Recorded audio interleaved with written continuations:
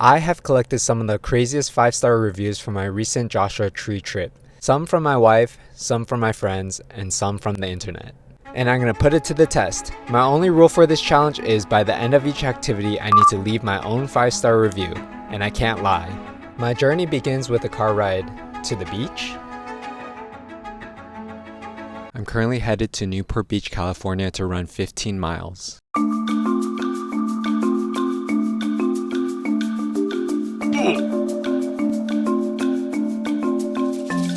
I know what you're probably thinking. Newport Beach? That's not Joshua Tree. Why are you going there?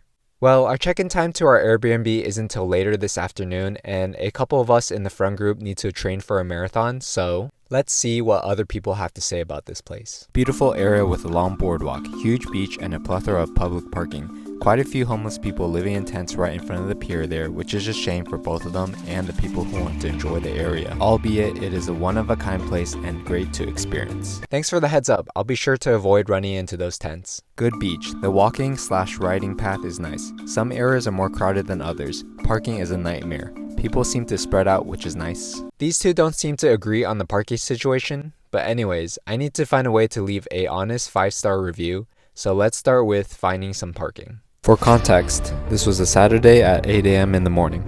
Try to find it like beachside. Yeah, I think the beach is that way.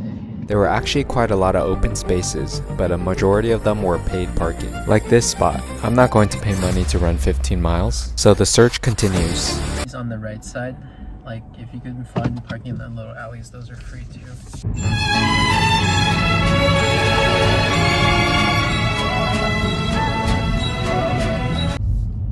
That's a spot. It says no parking. No. 8:30 to 12:30 Wednesday, so you're okay. Oh, okay. Nice. Very nice. We found the spot.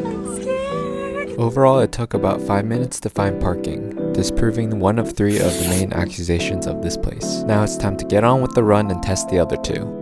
As you can see, because we started the run earlier in the morning, we were able to avoid some of the crowds. 1 mile in, Mandy's already complaining about me running too fast, so I'm gonna run behind her. While running, this is the view you can expect to see. Beachfront properties. The houses are very, very nice, and it's right next to the water. The beach. People playing beach volleyball. Oh my god, keep your hands steady. And a beautiful waterfront view. How come when Andrew is running this far ahead, I don't hear any complaints from Andy?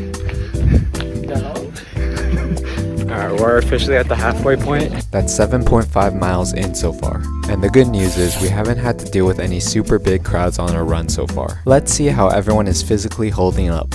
I'm feeling my left Achilles a little bit, but my heart feels good. I feel pretty good. Nothing's hurting.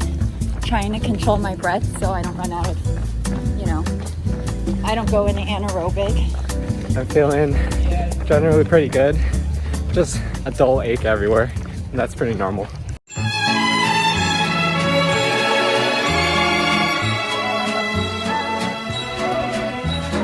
Really, all that's left to do is to finish off the run strong and wait to see if there's any tents that show up.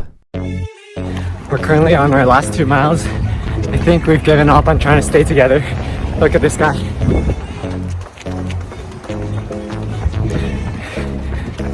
Let me catch up to him. I thought we said no egos on this run. No ego, only hard work. I just finished 15 miles. Maybe I was too focused on the run, but I didn't notice any tents along the way. And with that, I'm ready to write my review.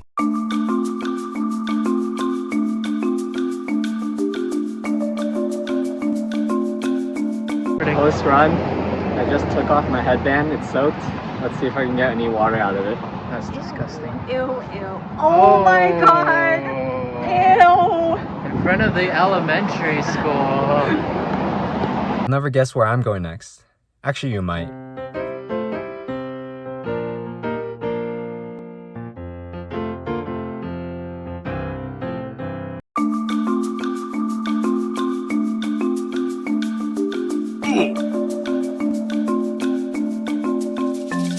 Check that out, our 7-bedroom, 3-bath Airbnb.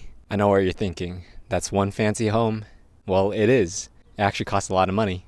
Which makes sense because the ratings are so high. These reviews can give us some insight. The house was amazing. The initial code didn't work for us to get in, and I got a call within 10 minutes with a new one. Then I forgot the new code after we went out for dinner, and they very promptly gave it to me again. The only real drawback was the lack of anywhere to hang our clothes. This girl is either very forgetful or there's actually something wrong with the door. Either way, I'm glad to hear that the host is very responsive. Let's see what else we can test. Only thing was no hot water on the master bedroom shower, but cold water felt good. Good place to check out the night sky. Seems like we have quite a few things to check out. Let's go find a way to leave this place an honest 5-star review.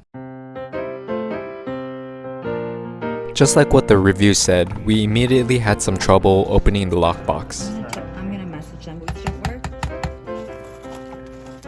But the host was super responsive and we were able to resolve the issue within 5 minutes. Let's take a tour of the place.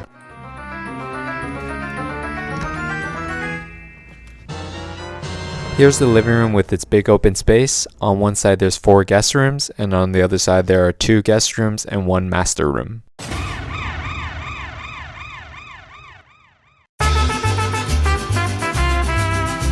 While everyone was settling down, this little guy was spotted in the bathroom. Am I surprised? Not really. We're in nature, it's to be expected. And of course, no one else wanted to deal with the problem, so it's on me to save the day. I took a piece of paper, scooped them up, and chucked them over the fence. Alright, now that that's over, let's review the 4 main items on our checklist that we need to test. 1. The lockbox code, which you've seen we've already had some issues with. 2. The host response time, which was very fast, which I was glad to see. 3. The master bedroom shower not having hot water. And 4. Views of the night sky. In order to test the shower, I should probably get a sweat in. And what better way than with pickleball? You see this? I have a mic. Overall, my thoughts on the pickleball court.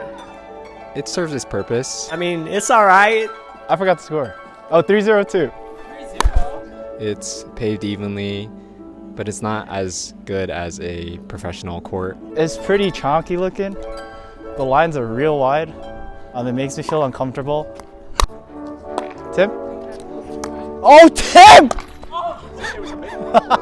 Okay, good hit. The net's a little droopy, but it works. And the net was kind of drooping when we got here, but we're having fun, so it serves its purpose. That's enough pickleball. I think it's time to test out the shower.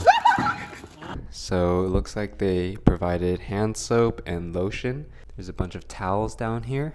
It's not 1-ply, so that's good. They're not using the cheap stuff. They have a rain shower head attachment, which is very fancy, but we need to test the water.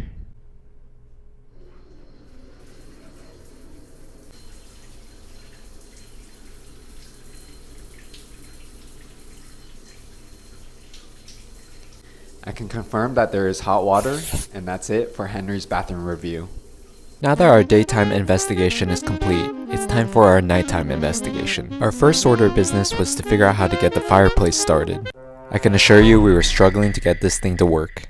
First, one of our lighters wasn't working, and second, we had a hard time telling whether the gas was on, and third, even when we got a spark, we couldn't tell if anything was igniting. But finally, this happened. Now we're cooking some marshmallows. We spent the rest of the evening eating s'mores, enjoying each other's company, and taking pictures of the night sky. And with that, I'm ready to write my 5-star review.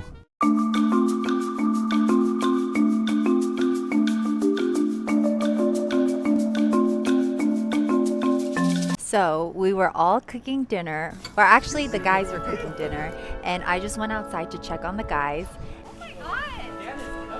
And I see Andrew tossing hamburger buns on the fire while it was on fire and everything was burnt. Wait, don't do that! Wait, why don't we just toast those in the oven? There was fire and screaming and sadness, and we lost a man. He was so young. And the reason why I came out was because James tossed a whole tray of charred buns in the trash. It's okay. It's fine. It's good. Look how good these look. Look. Typical woman comment. No.